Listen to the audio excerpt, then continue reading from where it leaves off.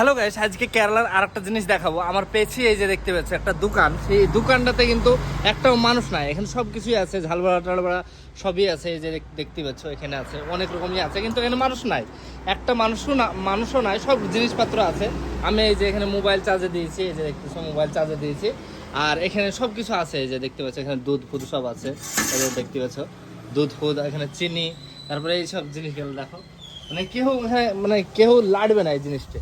মানে এখানকার সততা খুবই ভালো লাগে। কেরালার সবচেয়ে সততাটা বেশি। এখানে কোনো জিনিস হারাবে না, যে দেখতে পাচ্ছ। আর এখানে গাড়ি ফাড়ি যদি থাকে, গাড়ির চাবি তোলে না, ওটা খুব ভালো লাগে। আবার জায়গাটা দেখো কত পরিষ্কার। কেরালাতে সবসময় পরিষ্কার পরিচ্ছন্ন থাকে। তো আমাদের ওয়েস্ট বেঙ্গলের চেয়ে কেরালা 30 বছর আগে আছে।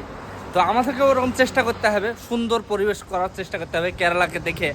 তো এই ভিডিওটা যদি তোমাদেরকে একটু ভালো লাগে, লাইক কমেন্ট শেয়ার করতে ভুলবা না। তো টাটা বাই বাই, আবার নেক্সট ভিডিওতে দেখা হবে। টাটা।